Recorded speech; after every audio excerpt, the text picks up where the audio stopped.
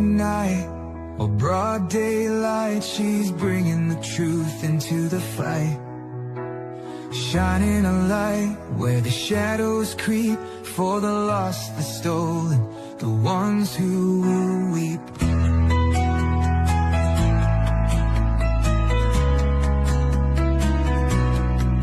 She won't turn away, she won't back down, even when the loony clowns come round. Threats don't shake her, lies don't win. She stands for justice, right till the end. Want the truth, want the best, wanna be safe as you chat. Find kids true crime, it's worth your time. She's got your back, she's on the line. YouTube, Twitter, TikTok too, Facebook stream, she'll fight for you.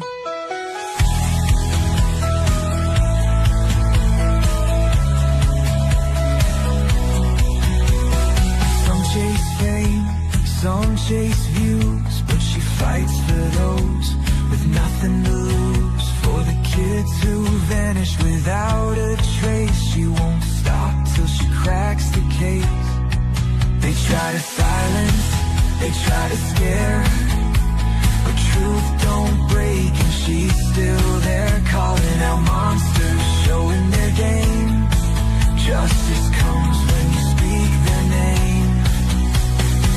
Want the truth, want the best, wanna be safe as you chat. Find kid true crime, it's worth your time. She's got your back, she's on the line.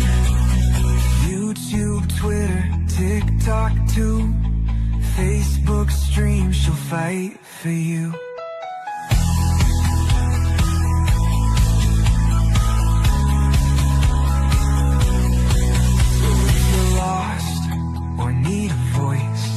Kids stand strong, she makes the choice. For victims gone, for those in need, she's fighting hard, she won't concede. Want the truth, want the best, wanna be safe as you chat. Find kids true crime, it's worth your time. She's got your back, she's on the line. YouTube, Twitter, TikTok too, Facebook streams, she'll fight for you. At the end of the day, this is all we have to say. Viper will always have her back, he will kick you right in the sack.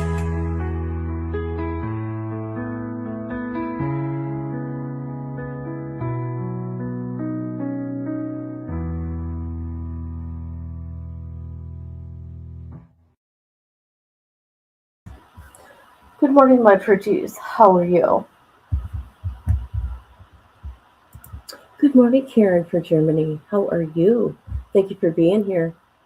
Misty, hey sis, you missed it last night. You guys, I did TikTok Live. I was on for over 3 hours. You missed out, Misty, because we almost had all the boxes filled. There's 9 boxes of people.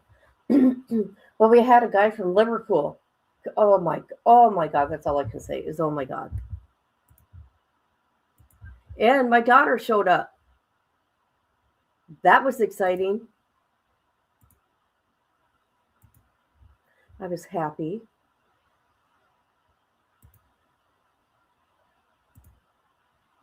No, I'm just telling you, you missed out, girl. It was funny. I lost control of my panel, actually. It was different. I don't know. It would be nice if more people would have like I kept trying to, say, hey, Patty, and ask questions because I lost. What are you supposed to talk about? Nobody's talking. I'm doing my best here, because I'm not showing anything, right? You don't show anything. Okay, I'm just going to shut the hell up.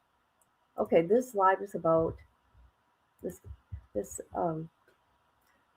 To the left here is the victim's son of Wade Wilson, the serial killer.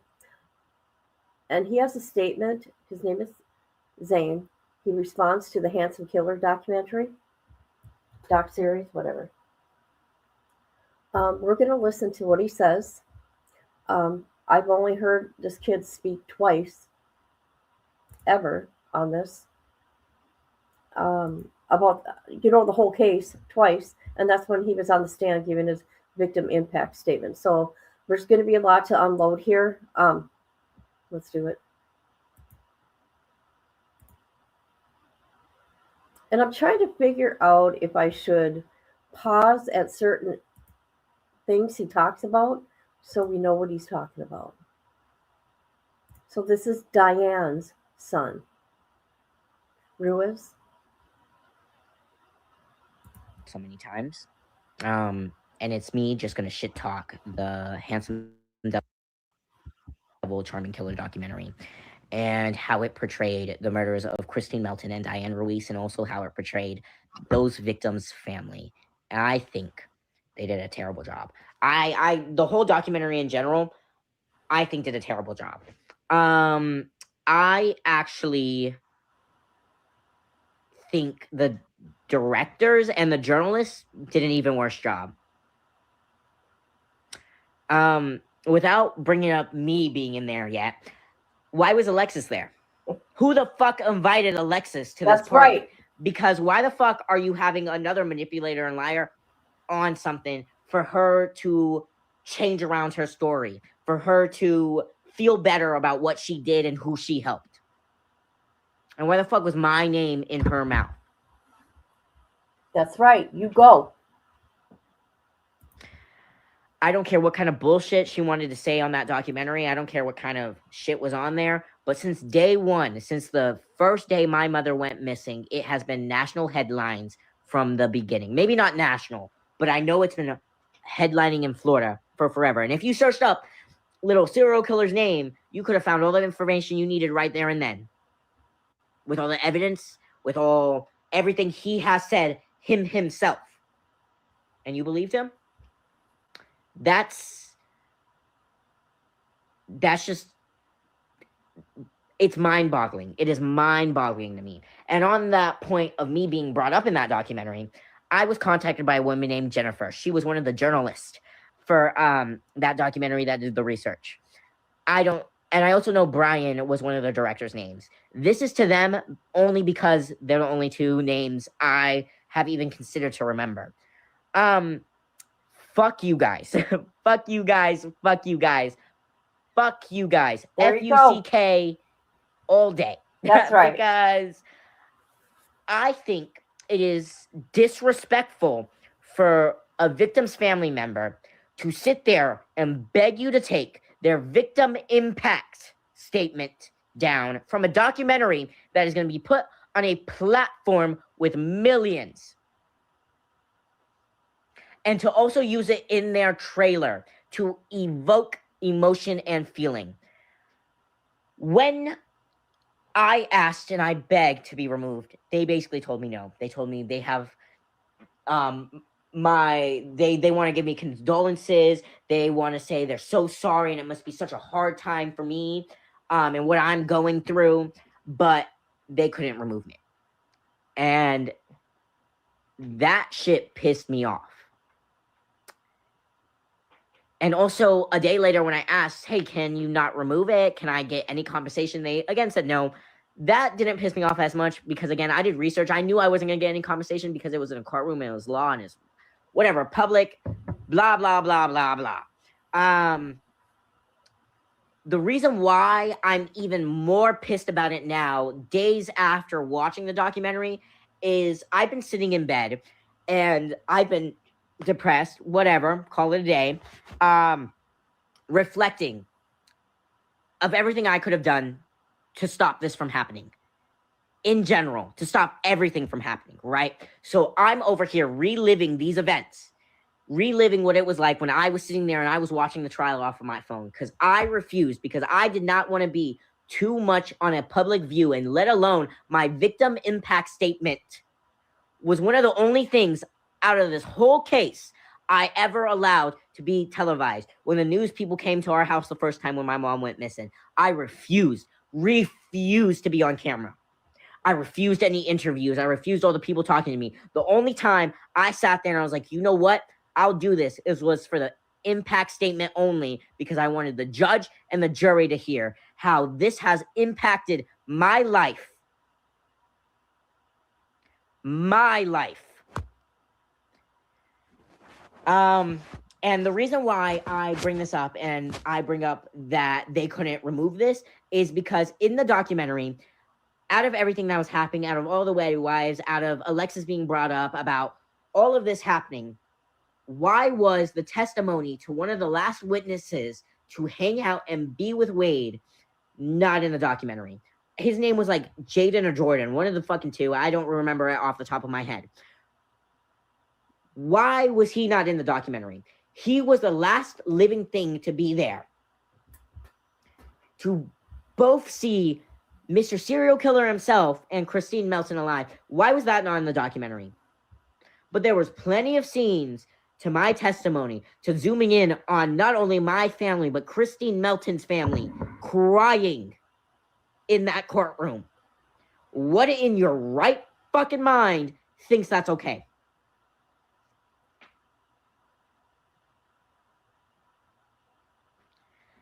Anywho, before I make this too long and before I start going on a whole rant, the last thing I gotta say is I also don't think they went long enough explaining Mr. Serial Killer's incident reports, how he tried to escape jail when he first got arrested, about everything that has happened in his past. I think they should have went on about how this is a trend. I think they should have brought up more statistics. I think there should have been a lot more facts than feelings in this documentary. Maybe that's my opinion. Some people may think it's different, but just know me, myself, and I think this documentary was shitty, it was crappy, and I could have done better within a 12-hour span with my knowledge of After Effects and Premiere Pro than these two directors did.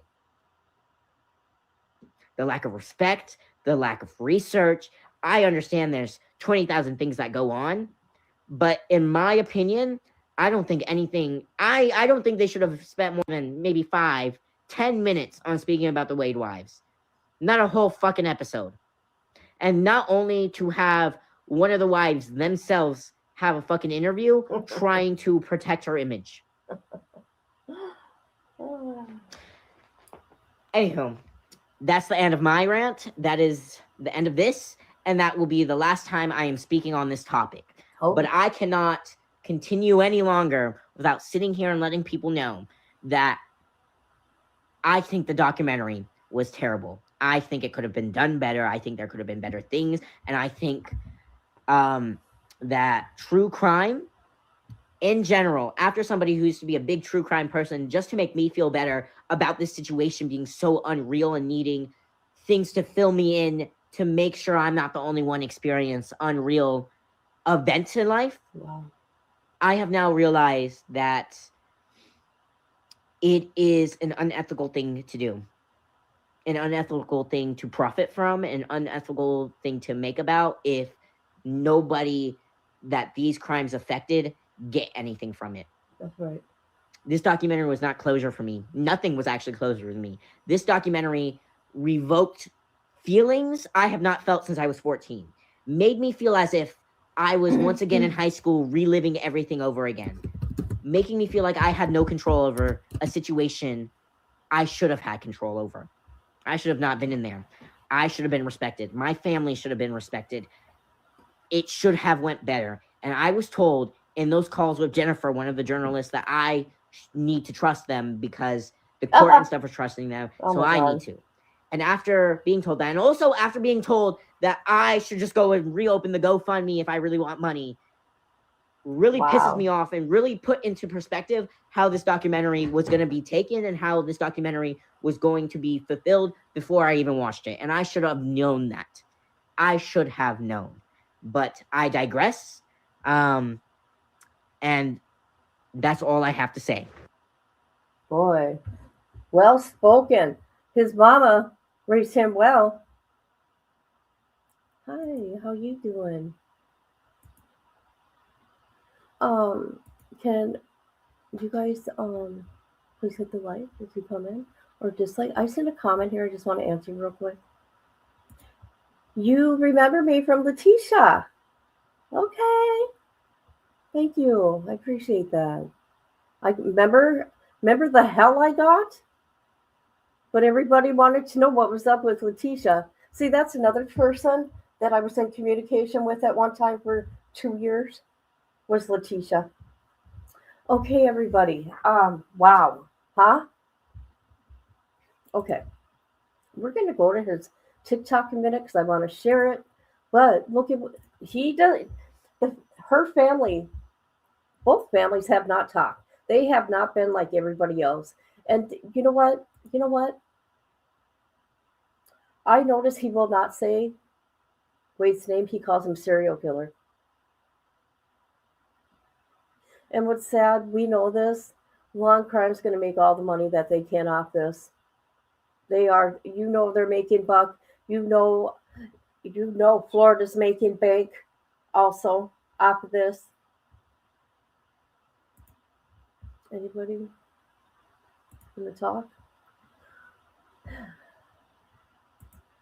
But he has one video up of his mom. Let's look at it. Look at her pretty smile.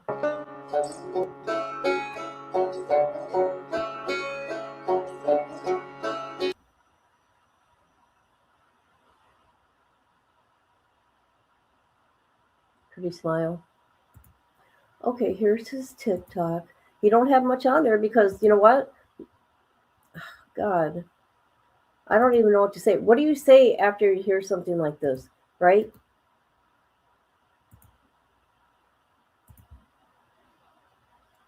Oh, so you don't know from 2020 to 2022. You just heard after the fact. That's okay, no big deal. She is, ain't she? What do you guys think of this young man's statement?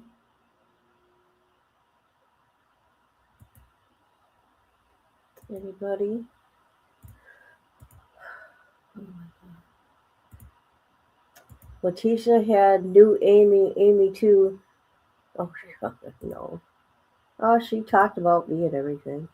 That's okay.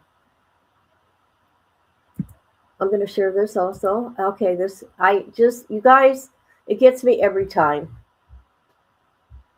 I've shared it before. But look at you got a serial killer. I'm not gonna try to say his name through this life. You got a serial killer. Look at how much money Jeanette has probably spent 100K herself on him. And you got these two boys here that lost their mom. Zane was 14 at the time when he lost his mother. And look at, this is it right here, man. This is all that's been raised. I don't know, but I'm going to share it. There you go.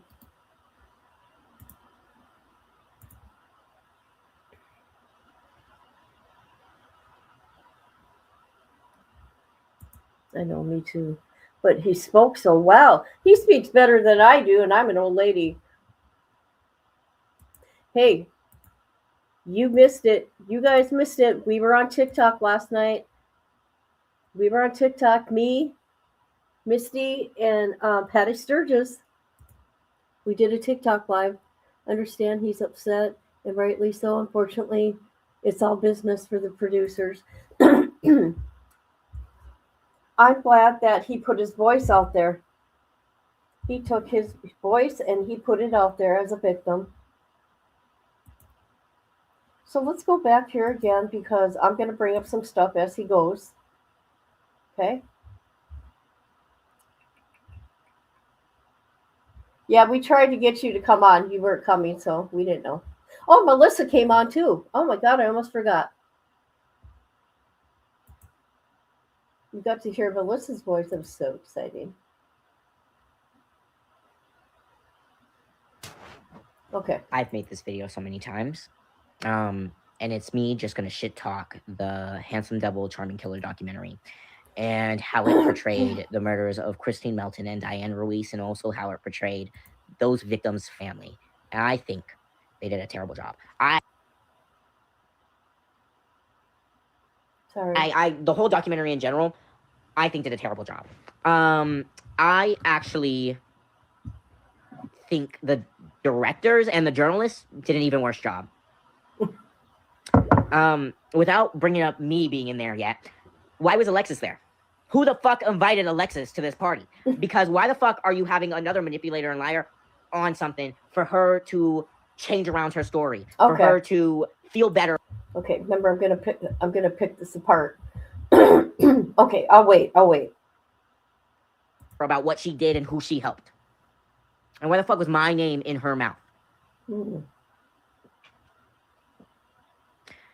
I don't care what kind of bullshit she wanted to say on that documentary. I don't care what kind of shit was on there. But since day one, since the first day my mother went missing, it has been national headlines from the beginning. Maybe not national, but I know it's been headlining in Florida for forever. And if you searched up little serial killer's name, you could have found all the information you needed right there and then.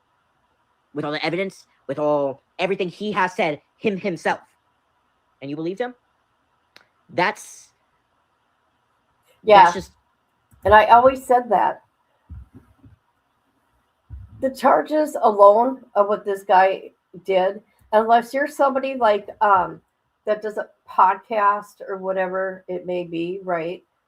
I could see contacting him, right? But not as a love interest. You know that he's being charged with unaliving brutally 2 women. Also, you didn't take you didn't take the steps to look into his past. That was the number one thing I would have done. Well, no, I went to even contacted him for like a romance, right? Sorry about my voice. Hold up. It's mind-boggling. It is mind-boggling to me. And on that point of me being brought up in that documentary, I was contacted by a woman named Jennifer. She was one of the journalists for that documentary that did the research.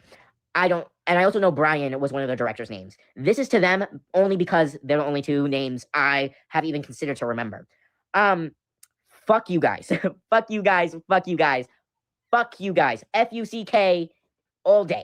Because I think it is disrespectful for a victim's family member to sit there and beg you to take their victim impact statement down from a documentary that is going to be put on a platform with millions.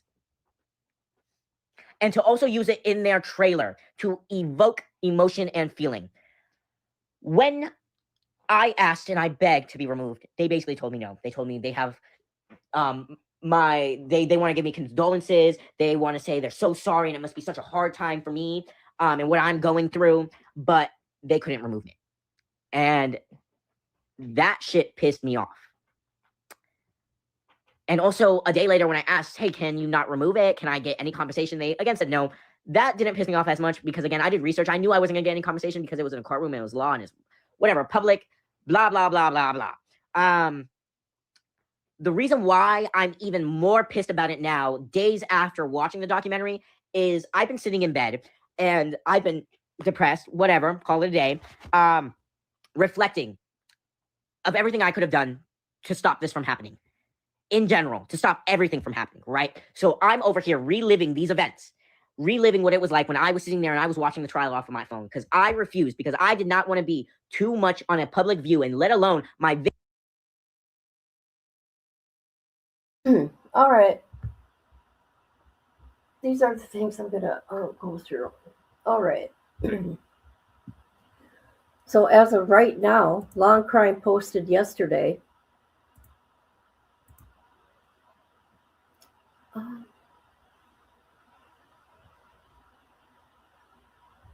Hold on. This is what they posted yesterday.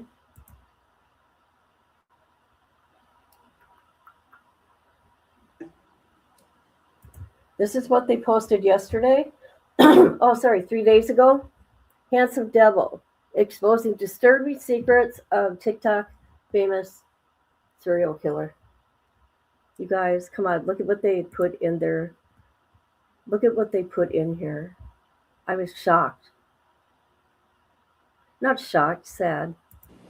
They were the same and different in all the most beautiful ways. They lived less than 1 block apart in 2019 when this occurred. Every relationship or friendship she had was special because she was part of it. She was a cheerleader to us all. She loved us unconditionally, completely, and Believe me, all of them matter, but right now we're talking about Zane. as Christine was murdered, she was never the same. How could she be? I was forced to move states to better accommodate for what I needed for my education. I moved far away from Florida because I grew up everywhere with my mom just to have her be stripped away on a random weekday. I tried my best to avoid going back. She was really excited for my future because she knew I was going to achieve big things, and I refused to disappoint her, even in death, because it helps me push on every day. I would like to share some achievements I've been able to accomplish. I did 3 years of marching band. We achieved superiors in the Blue Ribbon. See, you guys, look at, they really focused on him with their, after the documentary, they posted this. Here they put his face up there again. I'm just saying, but it's going to continue happening time after time after time. It is. It is. It is. Okay. Let me take that down a minute. Now, did he say something yet about, gosh, where's my StreamYard? Let me get in here so I can look at this. They didn't really expose secret. Yet they exposed nothing. Everything that they put up there is from YouTubers. Everything. Let's look at Allie here a minute.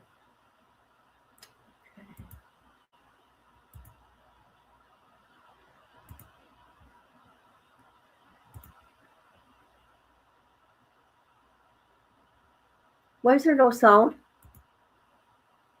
Oh, sorry guys, hold on. I can't wait to get out.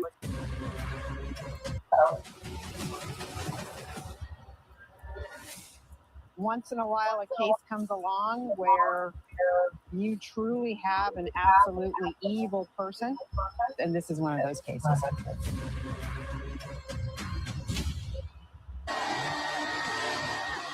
Did it start over?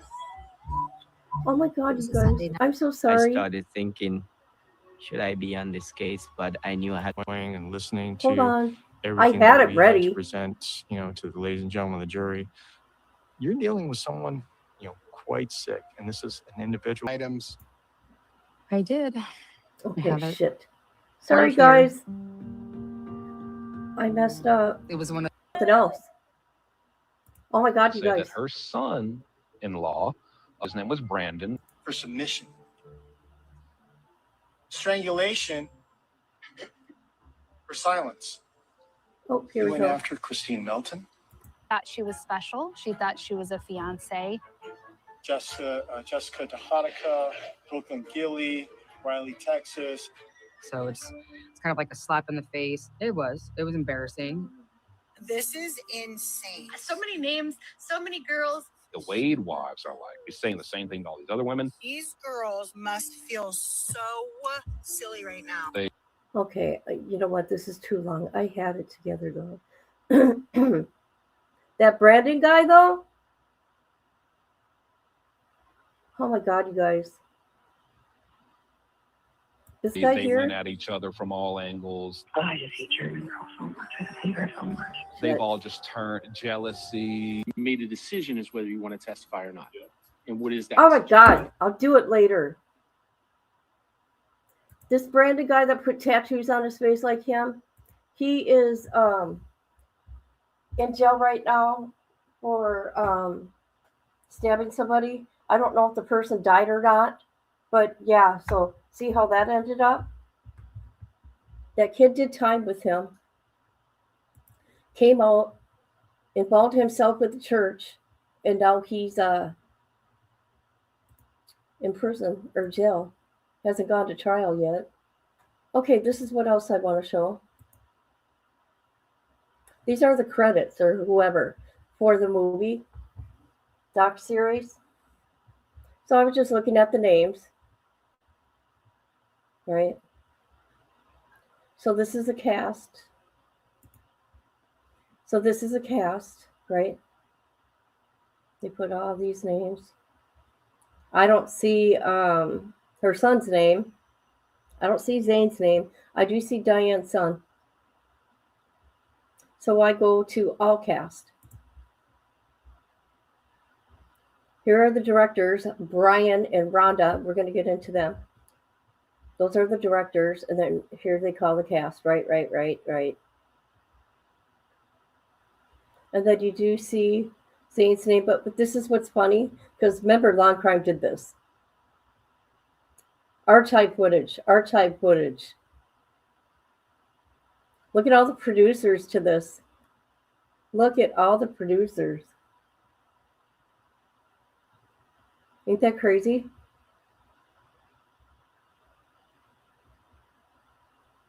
They put a lot into this. And I don't know why, because everything that they got besides from the trial, everything they got is from YouTubers and TikTok. Just saying. Okay, what else was I going to talk about with this? Oh, and you know what? I don't know if Zane will watch this. Probably not. He stays off the internet, but this is going to keep going. This is season 1 of this. Okay, let me come to StreamYard. I'm sorry if I wasted your time.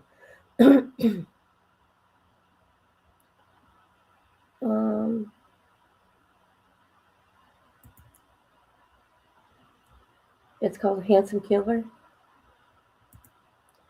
I really don't think he's a master manipulator. A one-trick pony with him. He's a manipulator. Hi, Ben. How you doing? All right. Where else did I want to go? I want people to listen to what the victim said after his thing. This is Diane's dad now.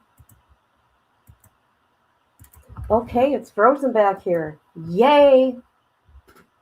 Oh my God, are you freaking kidding me?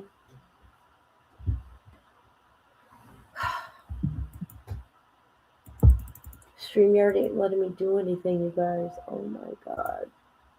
I'm going out, coming back in. Stick with me. StreamYard is frozen back here. I can't even leave it. Oh my God. This is insane. Come on now.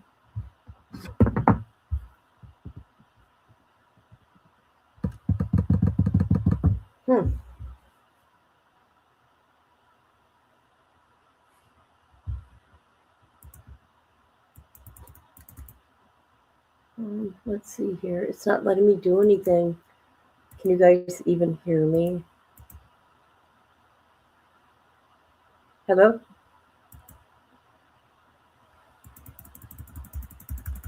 I wonder if anybody else is having troubles.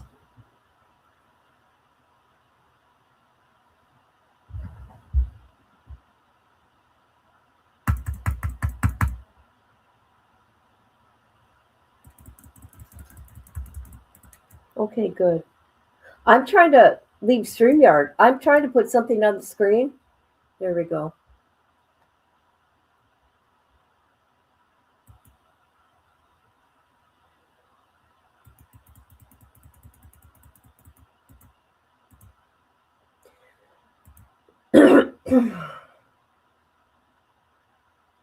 All right. Let's see what happens. Jeez. That was insane. What a morning. Okay, let's see here. Okay, do the fundraiser. His father.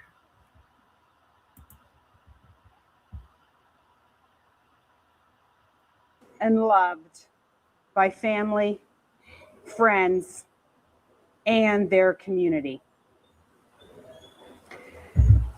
I would now like the family to speak about Christine and Diane. And first of all, Christine's family, her cousin Samantha, is here with us today. Come on up, Samantha. Hi. As a family, we have all been really quiet because it was so important to the integrity of this case. Wade supporters have not been quiet, but we all know that the loudest ones are always the dumb ones anyways. But we're done being quiet. So I will say that this will not be the last that Wade Wilson sees of us in a courtroom. I think most importantly, I wanted to say thank you to Sarah and Andreas for hanging in there with us, because this has been 5 years of agony, and without them, I don't know that we would be here today. So I think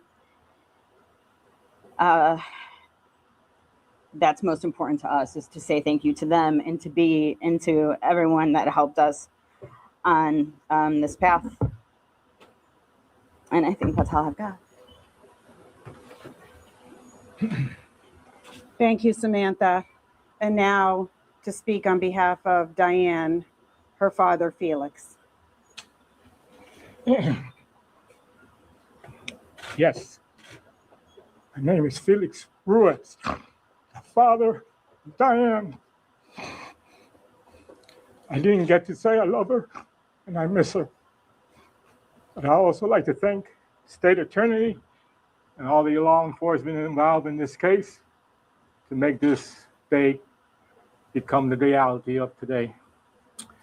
I'd like you know that this is not the end. The end is when the accused takes his last breath, and I will be there at the execution. That's a promise. Thank you. See, it's so sad because we're not living this, and when I see the family talk like this, it just really gets to me, especially in a moral way. I can't explain it. But this is so sad about her dad. But let me tell you something else about these sick Wade wives. You know what they did? They posted Diane's mugshot. You know what I did? I exposed them. Oh, okay. Cool. I'll put the link in. I'll do it right now, as a matter of fact. Here's a link to the documentary. Yeah. Hold on, please.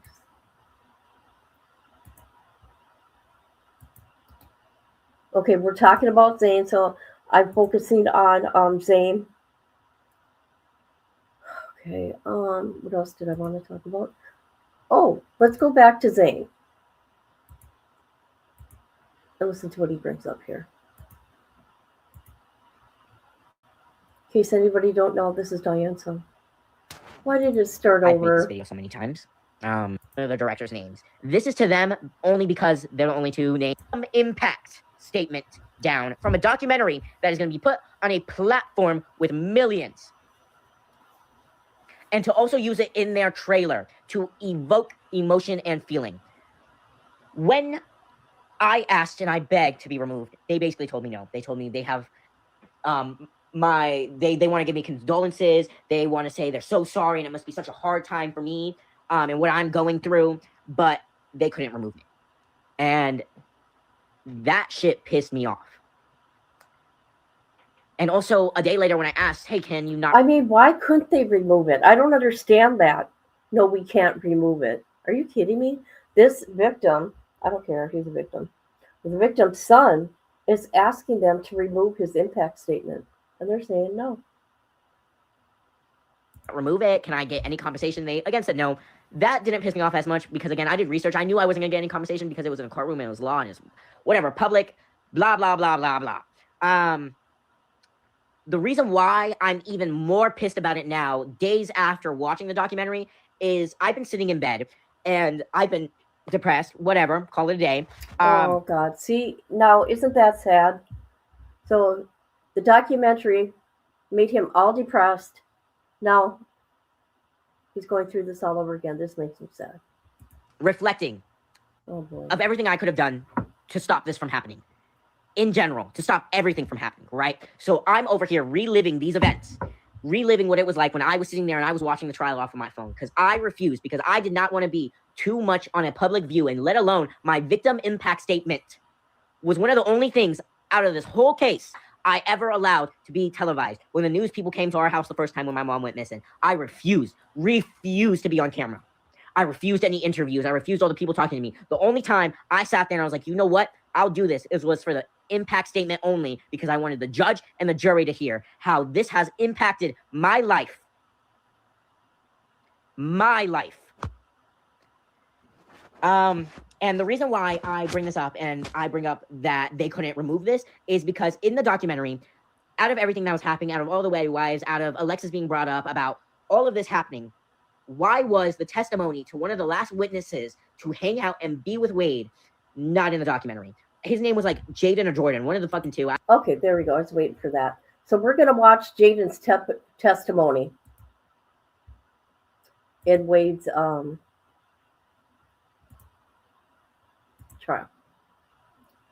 All right, here we go.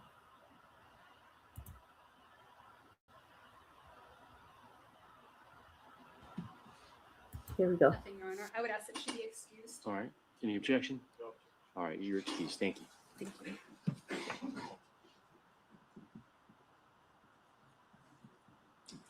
I'm going to call your next witness. The state calls Jason Shepard. Jaden Shepard. Jaden Shepard, I guess I should explain. Jaden Shepard is the guy that he left from the Voodoo Bar from, and they went to that girl's house. Are you back? Okay, you're welcome. Welcome back. They could have. They didn't want to. Yep. I heard last night on Pino's Live that Netflix is doing a series too. That's why we're not seeing Papa Steve, because these people sign contracts, and when you don't see him again no more, yeah, that's why.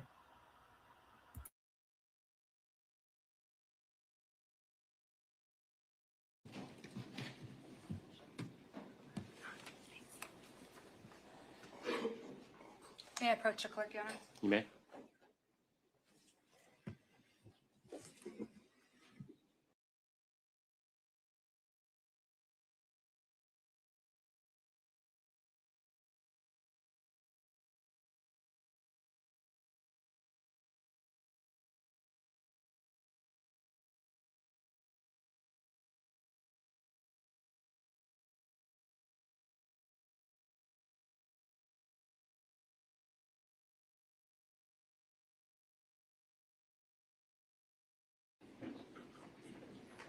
Let's hear if you'll face the clerk, raise your right hand, she'll swear you in. Do you solemnly swear or affirm that the testimony you give will be the truth, the whole truth, and nothing but the truth? Yes. You take the stand.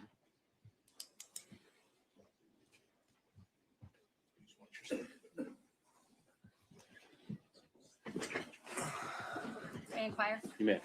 Good morning. Morning. Please state your name and spell your first name for the record.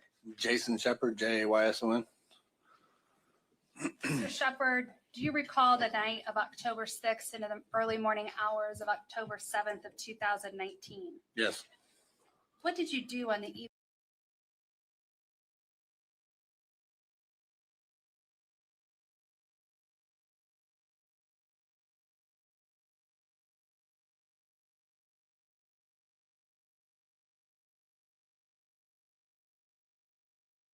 evening of October 6th of 2019? Went to the Buddha. Okay. And had you been to the Buddha previously? Yeah. How close was the Buddha to your home? A little more than 5 minutes away. Okay. And did you go to the Buddha with anybody? Yeah, a friend of mine. What did you do when you got there? Had some drinks, hung out, and then she left. And did you talk to other people while you were there? Oh, yeah. Yeah. While you were there, did you meet someone? Yep. Who did you meet? A dude named Junior. Do you see Junior sitting here in court? Yeah. Could you please identify an article In a clothing? blue he's wearing? suit. All right, let the record reflect that the witness has identified the defendant. Okay. And he introduced himself to you as Junior. At the time, yeah. Did you learn his name later on? Yeah. But you never learned it that night. No. Now, was Junior there with anyone? Yeah. Who was he with? A blonde haired girl, real pretty blonde haired girl. And did it seem that the two of them were together? Yeah. Now, at some point, did she leave? Yeah. Did you ever see her again that night? No. Now, when Junior introduced himself to you, describe his personality. He was cool. He was fine. Nothing. He was cool. And if he wasn't cool or gave you any kind of weird vibe, Yeah, I probably wouldn't have kept talking to him. Now, did he look different back then than he does today? Yeah, he didn't have all this. When you say all this, Tattoos. I'm showing you State's Exhibit number 39. Is that how he looked back then when you met him at the Buddha? Yeah.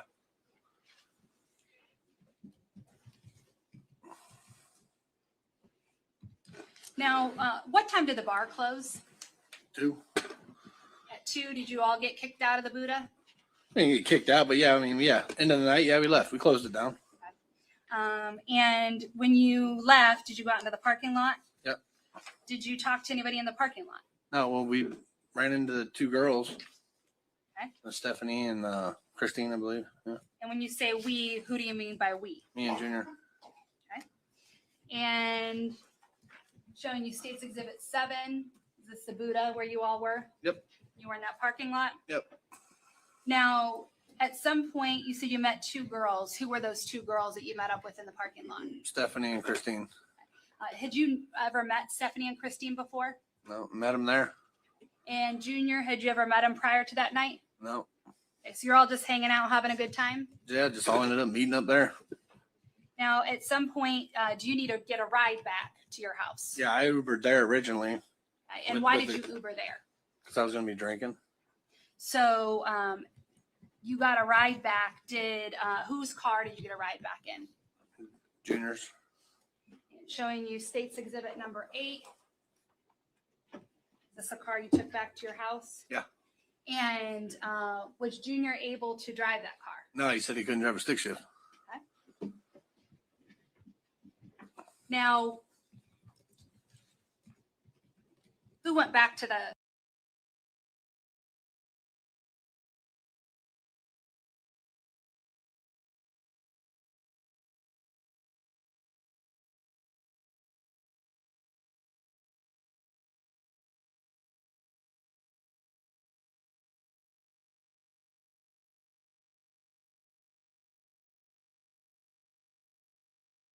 your house? Me, the 2 girls, and Junior. When you got there, who was there? My mother. Was she okay with you being there at first? Yeah. Not really. Not thrilled? Yeah, no, it was late, early, however you want to put it. All right. When you got to your house, where did you all go? Went back to my bedroom. Is your bedroom in the back of the house? Yeah, the way it is it's in the back left part of the left side of the house.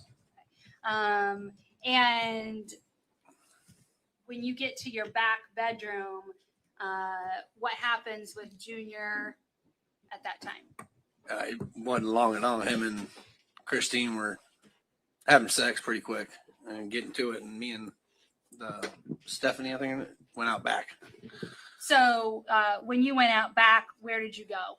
I had a trampoline out back, and we went out back. We just sat out there and hung out and talked for a while. Now, you said that Christine and Junior were having sex. Did it appear to be consensual? Yeah. Yeah. They were having a good time? Yeah.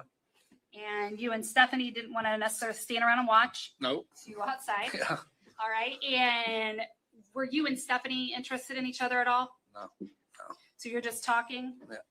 Throughout the course of the evening, did they come outside and go back? Shit, yes I am. Thank you for letting me know. Jesus. Sorry, guys. I was speaking. Back inside several Yeah, times? once or twice, and then went back in and kept doing what they were doing. And during any point of these interactions, did you have any concern for your safety? Nope. Did you have any concern for Christine's safety? Mm-mm. Now, did anybody use any drugs that night? Yeah, we did a little coke. When you say coke, you mean cocaine? Cocaine.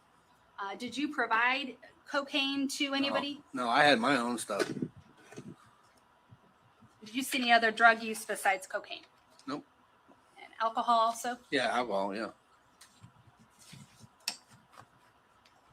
Now, at some point, did Stephanie and Christine and Junior leave your house? Yeah, it was just getting too loud, and it was time to go. I had to work the next day. It was getting too late. So party's over. Time to go. They're supposed to leave. Yeah. What happens when they leave your house? Well, like I said earlier, he couldn't drive a stick shift, so that car's loud down my driveway, revving up 3, 4 o'clock in the morning. So how did you feel about the car revving in your driveway? I was pissed. So what'd you do? I went outside, What'd you confronted him about it. What happened after you confronted them? Kind of got the car out of the driveway a little bit. You got it out? No, he did. Okay. He is in Junior? Yeah, or one of them did. I don't know. I was getting out by the time I went out there. I got in the car. I got in the car and moved it down the road just to get it away from my house. Did you see where they went after you got the car out down the road? No, I really didn't care. Now, did you go to work the next day? Yeah, I did. And when you were at work, did detectives come and speak to you? Yeah. Did you know anything about? I had no clue. How you wait just one moment. I know you're nervous. But when police came to your work, did you have any idea about anything bad that had happened? No. Did you agree to give them your DNA and prints? I did. And did they also ask you to identify the person that you knew as Junior? Yeah. May I approach, Your Honor? May. For the record, I'm showing defense counsel was previously marked as State Exhibit 42.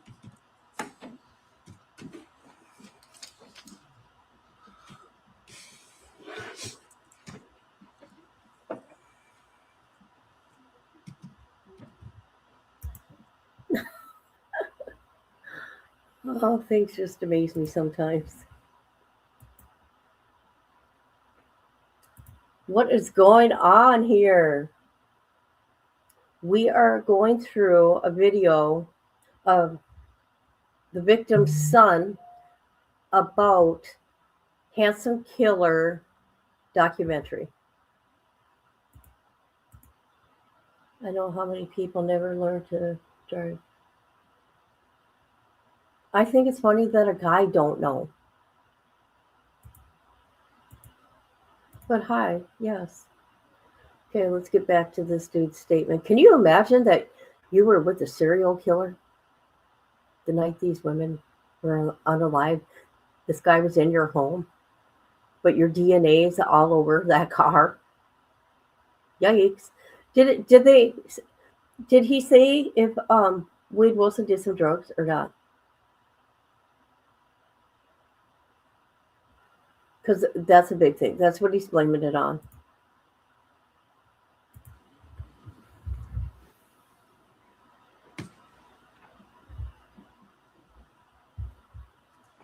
You know what else? Oh God, I'm sorry.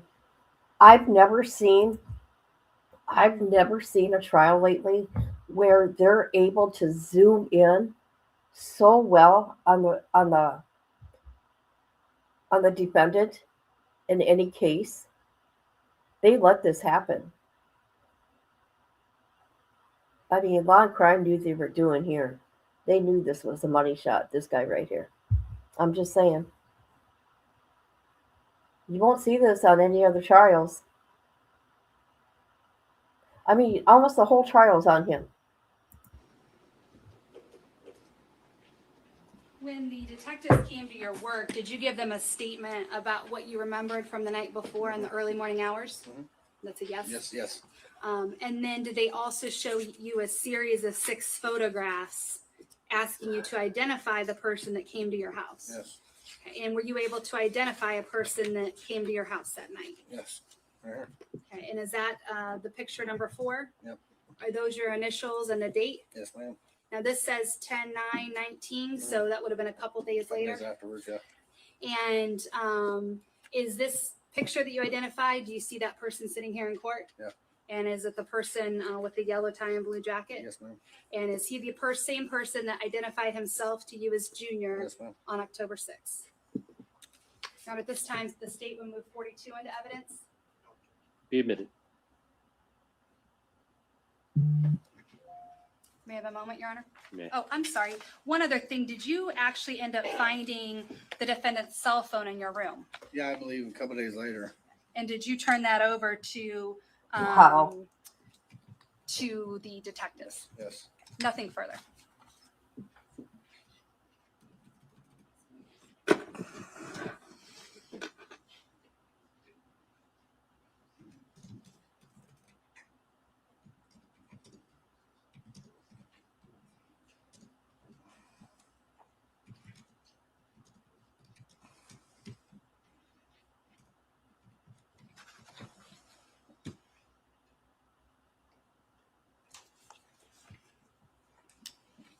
Good afternoon, sir. Afternoon. Wait a minute.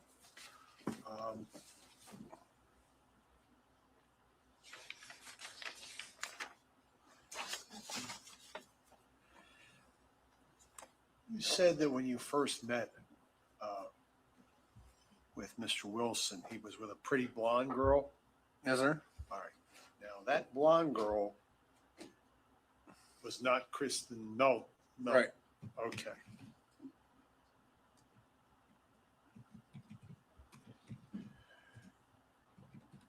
You said you had your own stash cocaine? Yep. Okay. Did everyone use it? My own for me. Okay. What was everybody else using? Whatever they wanted. I don't know. You know where they got the cocaine from? Oh, I had my own, and that's all I was worried about. Like I wasn't sharing it. Okay. But you were using it, right? Yeah. Okay. You leave Buddha Bar about 2?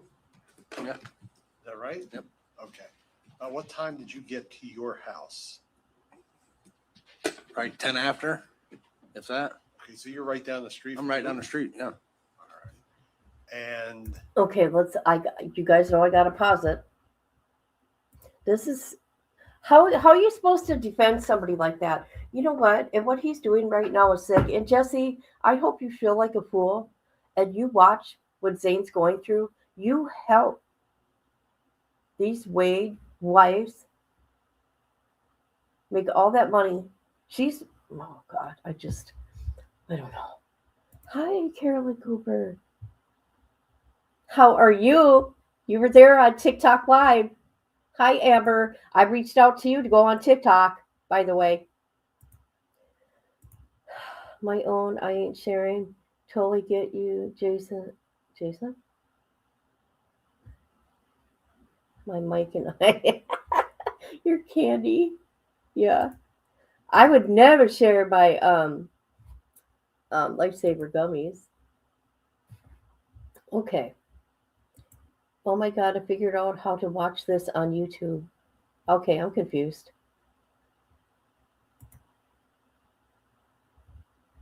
All right, here we go. Let's continue. The reason why I'm playing this is because Zane, Diane's son, the victim, talked about Jaden's testimony, the last guy to be with Wade Wilson. Okay, that's fine. what time did everyone finally leave? Did they leave? They were there probably an hour and a half, maybe 2 hours, if that. So about before 4 o'clock, I would say. All right. Did you have any further contact with Mr. Wilson? Nope. Well, no. He come back to look for his cell phone, and I don't think I answered the door. Oh, Okay. How did he get back there? Do you know? I don't know. I was inside. So then he left. Yep. About what time was that? Probably a little after they left, about 10, 15, maybe 20 minutes after they left. I don't quite remember. I'm sorry. What do you do for work, sir? I install garage doors. Okay. What time did you have to be up for work? I wasn't working there when this happened. This was 5 years ago. Okay. So what time did you go to work on Monday? Probably 7:30, 8 o'clock. When I was there, I was at a flooring place then. Okay.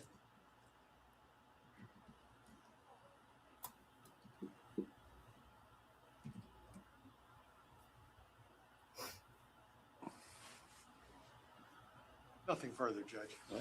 What are you supposed to say? I'd ask that you be excused. Any objections? No objection. All right, sir, you're excused. Step down. Hey, that guy was so honest. Okay. No, I have my own stuff. I ain't sharing my stuff. I don't know if he was even on anything.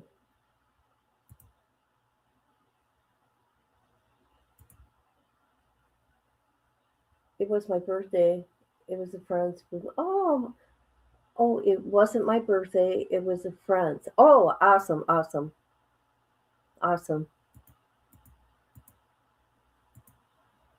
I thought it's Jaden. Thought his name was Jaden. I guess not. Jason. Oh, okay. I got Rumble going, you guys, because things that we can't watch here because YouTube's so strict, we go over there. Jason. Okay, I've been saying Jaden. Well, you know what? Because I think her son said that. Let's get back to Zane, Diane's son. He speaks so well. He speaks better than me.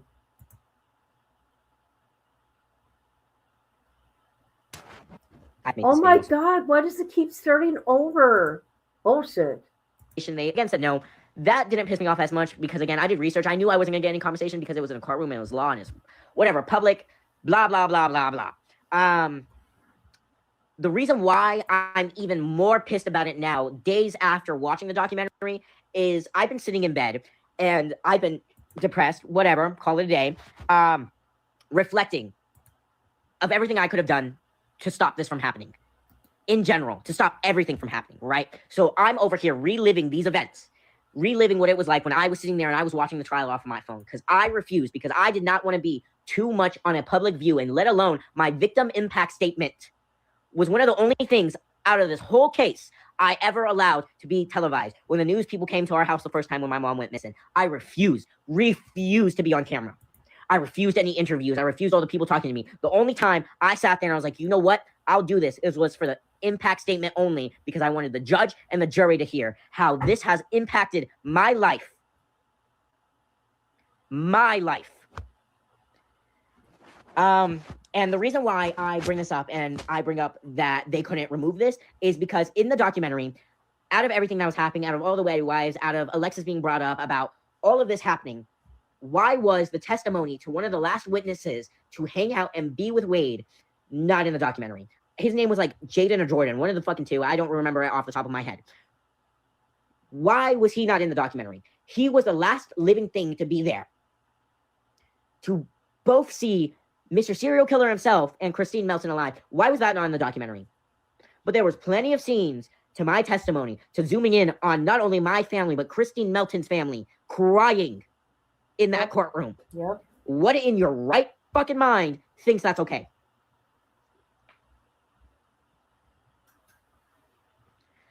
Anywho, before I make this too long and before I start going on a whole rant, the last thing I gotta say is I also don't think they went long enough explaining Mr. Serial Killer's incident reports, how he tried to escape jail when he first got arrested, about everything that has happened in his past. I think they should have went on about how this is a trend. I think they should have brought up more statistics. I think there should have been a lot more facts than feelings in this documentary. I like that. Maybe that's my opinion. Some people may think it's different, but just know me, myself, and I I think this documentary was shitty, it was crappy, and I could have done better within a 12-hour span with my knowledge of After Effects and Premiere Pro than these two. Listen to him. You go, Zane. You go. No, but now listen, I've listened to what Zane's saying. It's about Zane right now and what he's speaking about, and that's what I'm showing. We know that Stephanie was with Christine and she left. Yes, you preach it, boy. That's right. Get it all out.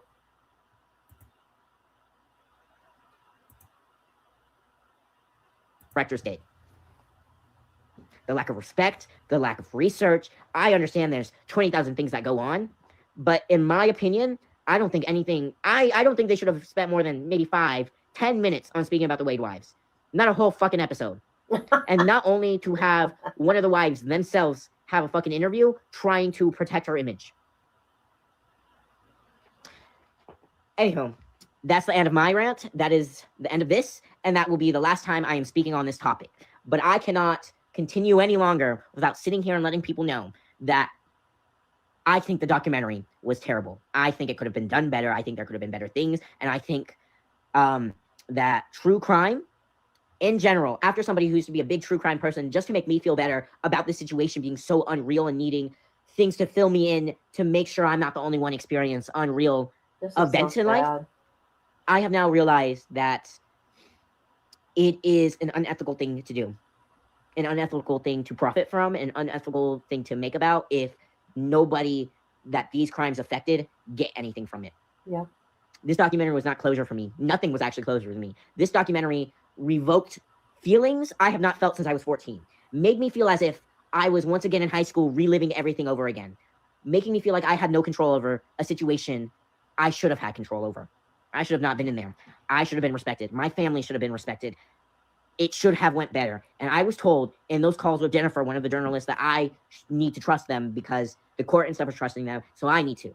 And after being told that, and also after being told that I should just go and reopen the GoFundMe if I really want money, really pisses me off and really put into perspective how this documentary was going to be taken and how this documentary was going to be fulfilled before I even watched it. And I should have known that. I should have known. But I digress. And that's all I have to say. Woo. That's right. That's right. Right? Whew. Yeah. He was only 14, man. It said he had to relive it all. You know what? They're going to have to. And it's so sad. You know what's even sadder? When I see the people posting on Facebook Diane's mugshot. You know what I did? I put them in the spotlight. I'm like, oh, hell no. No, no, no, no, no. They're not going to do that to a victim. You sickos. I have seen from Nico, not the trill, and the police interview. Okay. Okay. What was the other thing I wanted to share? Hold on, let me look at my tabs here. Okay, this is what I'm doing. You know what? I don't know what Brian he's talking about, the producers, but there's Brian. Hold on, let me look at the. Oh, the director is Brian Ross. So I don't know if he's talking about him or hold on. Yeah, okay, must be Brian Ross. I can't find no reporter named Jennifer though. Let's get to it. I'm going to show you. Okay. And we are going to listen to them because they got interviewed all over the internet or YouTube. Hold on. Producers of Handsome Killer. There we go. So here you got Brian Ross and Rhonda. Rhonda is from Law and Crime. Law and Crime is the main person that did this. Okay. Let's watch. Let's see which one. No, we're not going to watch a 21-minute one. Who did this one? Anyways, he did a bunch of interviews. Let's do this. Let's do the 9-minute one. Okay. Let's share this link. Let's give it a like.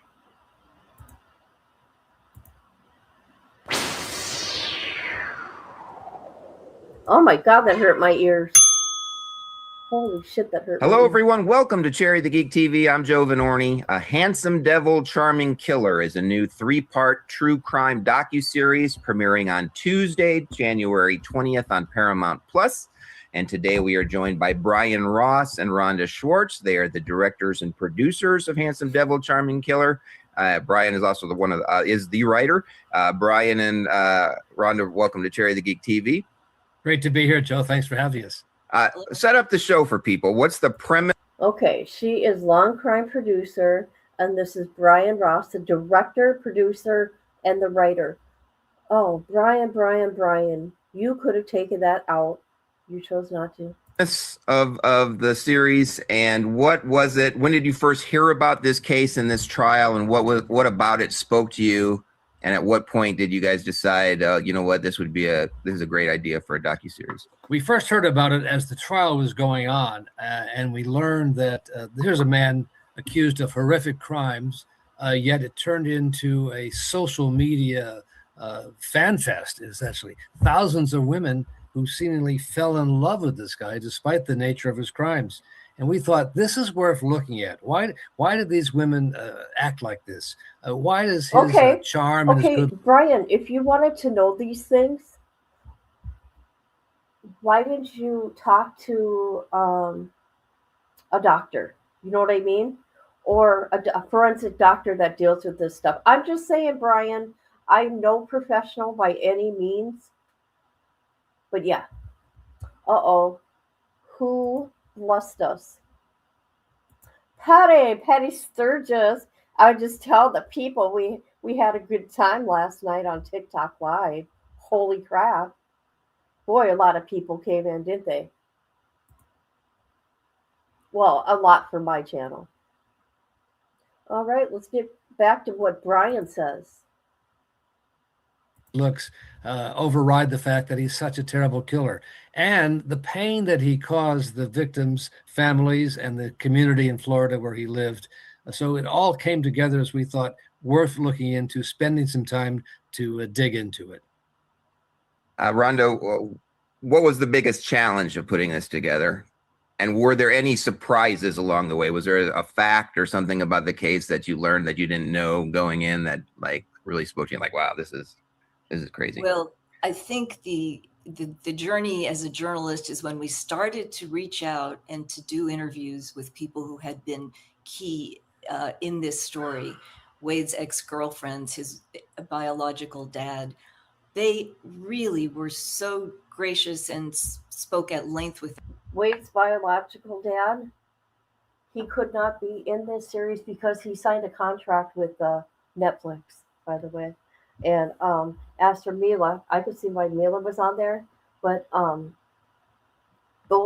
they too signed contracts, so they couldn't do no more interviews or talk about this live on their lives. us for the first time. You know, it'd been a few years since the crime happened, and I think with some perspective and trust, they went forward and sort of opened up their hearts and spoke. And it was fascinating to speak to them about what it was like to be in the situation, to later be caught up in the social media phenomena. For his biological dad, it was a heartbreaking moment. A young man who had confided in him and who he had been hoping to set on the right path in life. And then this happens and he confides in his dad, and the dad is anguished over how to handle it. And in speaking with his former girlfriends, they really put a lot of perspective on this. He was a charmer, and perhaps any woman could have encountered this guy in real life. And then later... What are you talking about? Former girlfriends? You talking about all the TikTok wives? Come on now. You know they listen to the jail calls. Come on now. Hey, Viper, how's it going? We all know what Channel has put in the money, time, hard work to expose these folks. Didn't really have to go full boots on. No, they didn't. All they had to do was look on the internet and on the YouTube channels. That's all they had to do. How it translated across social media is really an interesting question. That we really tried to address. There's a lot of interesting people that you talk to. I think Wade's dad brings such heart to the show, his story and hearing his side of it. Yeah, Wade's featured in the film through body cam footage, through the confession footage, through the trial footage, but you don't speak to him directly. Was that a choice on your part, or his part? And why was we asked to talk? We asked to talk with him. He agreed to talk with us, but then he was such a bad prisoner that he was put on disciplinary status, and under that status, you're not allowed to have access to the news media. So we've been waiting for 2 or 3 years to talk to him. It never came through. I'm curious. Wait a minute. 2 or 3 years to talk to him? I thought you never heard of this until the trial. I'm just saying, I thought, did he just say he never heard of Wade Wilson until the trial? Or did I get it wrong? I could have got it wrong. My bad. However, you know they're going to do a series 2. You know it. They want to talk to Wade Wilson. Okay? You know it. Yes, the docuseries deals a lot with this internet sensation, right? And the Wade's wives, these groups of women that they all think they're going to be with him. He's innocent. They're going to be with him. They're the one.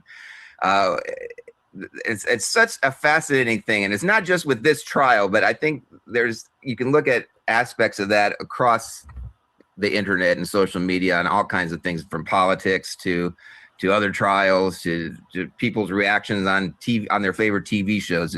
There's just this loud community that are in a bubble. They amplify each other's voices, and they think like this is the way things are. Speak to this phenomenon. What's your guys' take? Well, it definitely is that. It's hard to understand.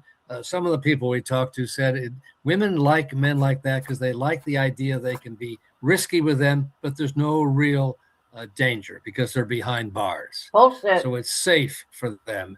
Many No, times the women. People don't realize they got people on the outside. That don't mean you're safe. You may think that in your head, and if you're not, I'm going to say educated, if you don't understand, people can extort you, okay, from the outside. People don't understand that. I swear to God. I swear to God. So that's wrong. Who themselves have been abused in their lives fall for these men, knowing nothing's ever going to come of it and that they can't be hurt again. So they like to play with him. In any case, the fact that they were so adoring of him, the pain, that additional pain that caused to the families of his victims was just something that was really striking to me. And the fact that some of these women in the phone calls we obtained would say, "We don't care what you did, Wade. We love you."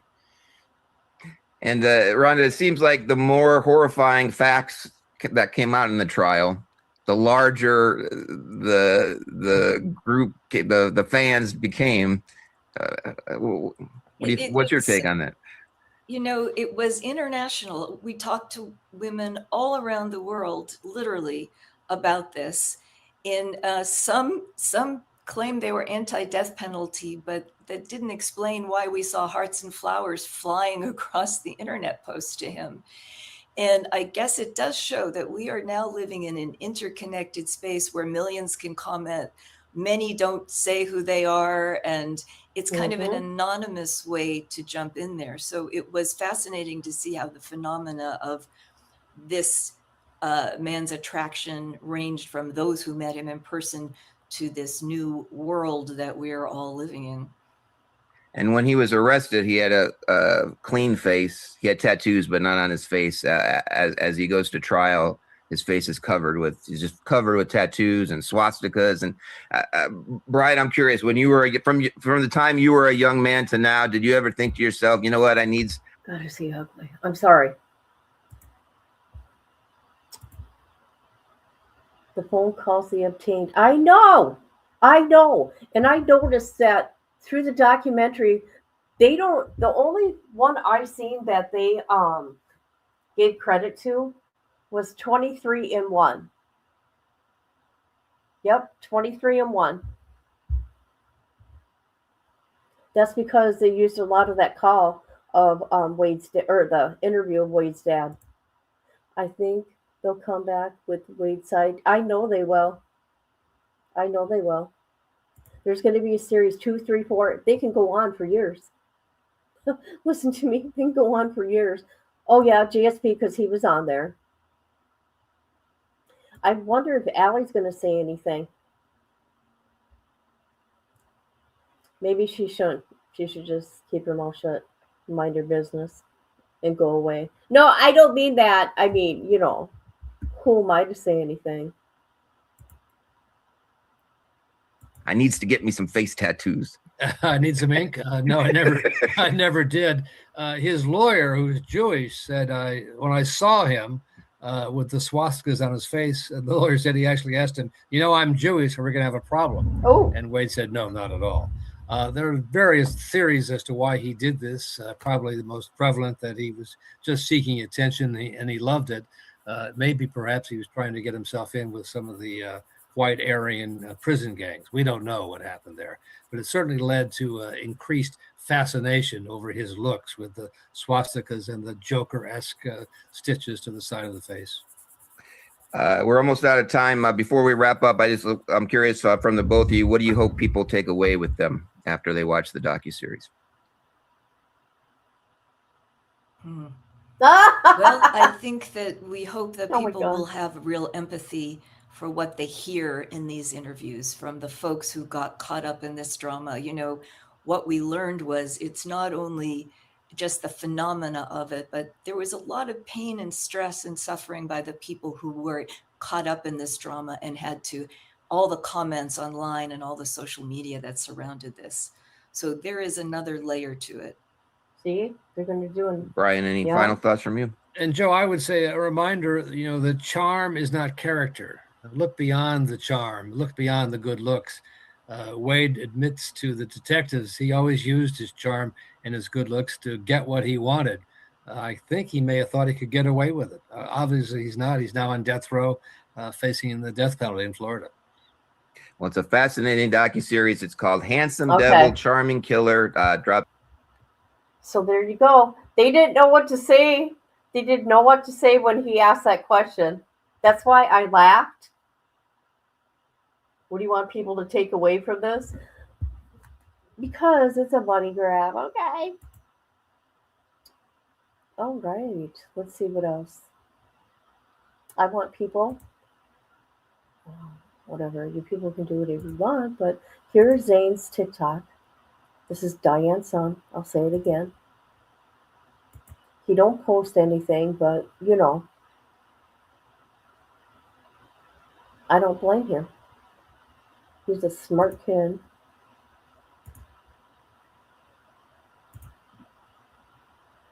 And he posted one thing of Diane.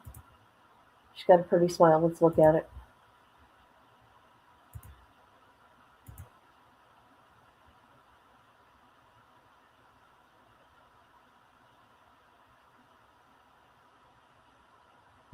Yeah.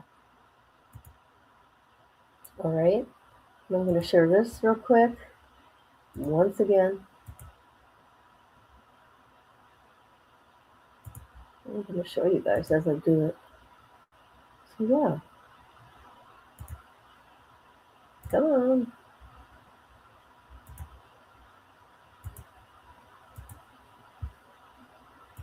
Keep in mind that kid was 14 when this happened.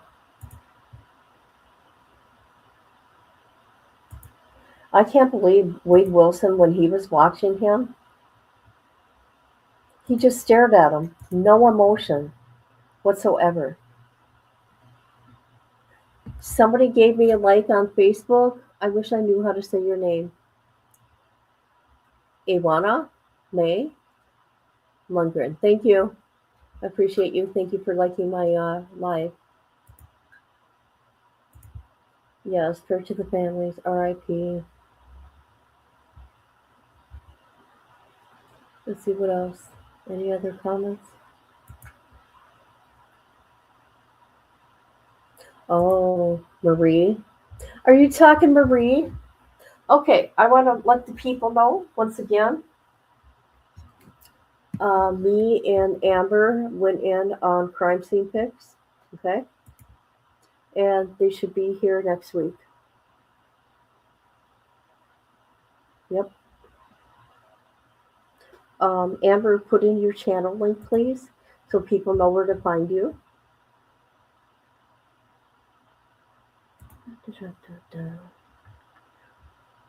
Let's take a little intermission here. That's right. That just happened right there. There you go. There's Amber's channel. Come on, you like that. You know you do. Come on, Patty Sturgis.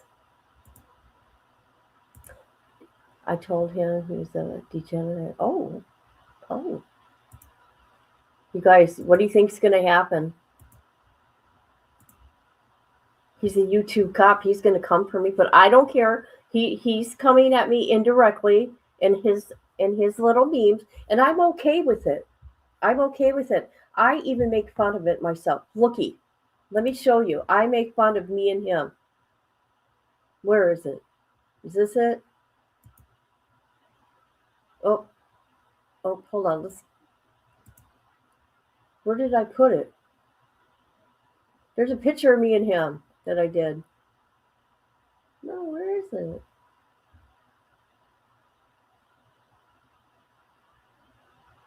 Well, that's crazy. It's me and him. He's on the computer. And then I'm next to him in a walker. There we go.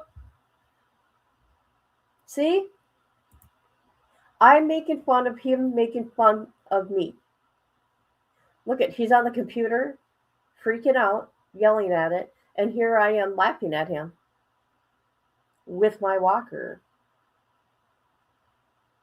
Sure does, don't it? Yes.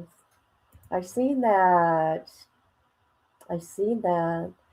He's not, what he's doing, he is not exposing anything we don't know already that's been talked about. Except for maybe the Viking stuff, okay? And I'm just going to leave that alone. Because there's things I know. Damn it. Anyways. I was telling him off in chat. Again? He came in there? The only time he answered back was to tell me Ricky VPS doesn't have a daughter. He's a pet. Everybody's a cop to him. No, you know what? He's a cop on YouTube. He's a YouTube cop. And he has his deputies that go around for him. He's got his deputies that are snitches. Okay? That's right. They report to their daddy. Okay?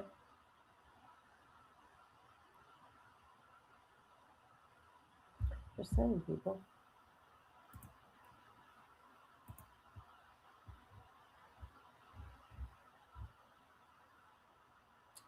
Yep. I'm Flames Trotter. You cocksucker's the new sheriff in town! I've been assigned on the YouTube streets! I'll be policing your chats! Your subscribers! Your mama! Your daddy! Your auntie, your uncle, your dog, so I can say I put in that work! Yep.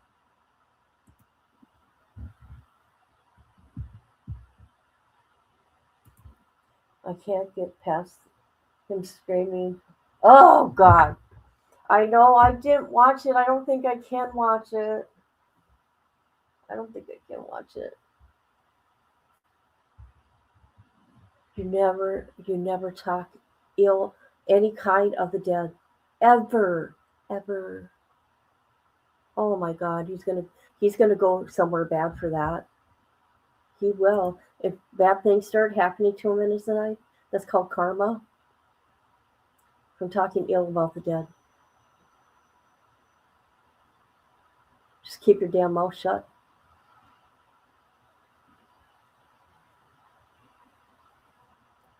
All right, I think that's it for this part or this episode, whatever it is, this live. I wanted to share what Zane has to say. It's always interesting to hear and see the loved one of a horrible crime. It's sad, you guys. It's like, God, am I wrong for doing true crime? You know what I mean? That's what you go through. You do. I don't. Oh my God, I know. I love you. I love you too. All right, everybody. I'm going to go for now. I'm going to do something later because today's pretty boring. We got a little snow. Just a little. What's the temperature? Hold on. Let me look what's going on here. Yesterday was super cold. It's 36 below when I woke up. What is it right now? Oh, it's only 10 below. That's good. That's good.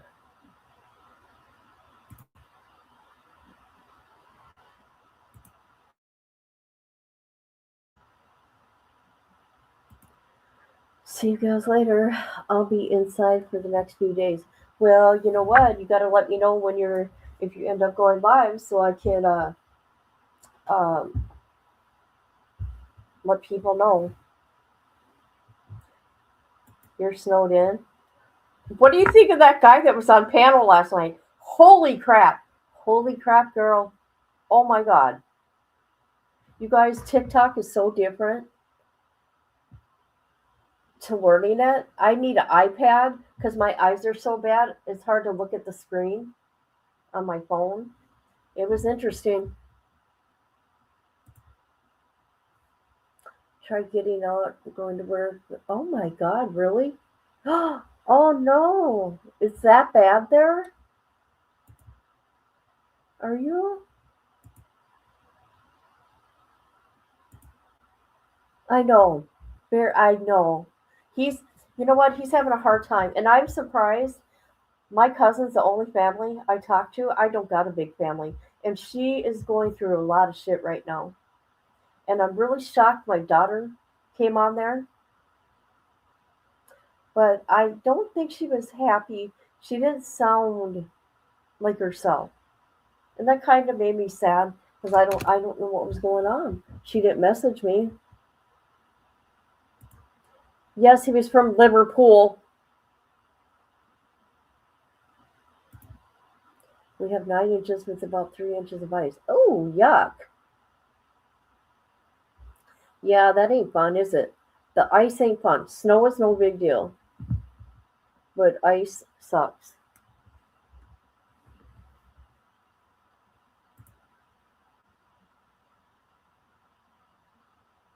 All right, everybody. Thank you for being here. I'm going to go for now. I think I'm going to do Brian Kohlberger later. Yeah. I got to do what the people want, right? What the people want to watch. I'm going to start doing that now, but if I find things interesting, I'll do it. All right, everybody. Thank you for being here.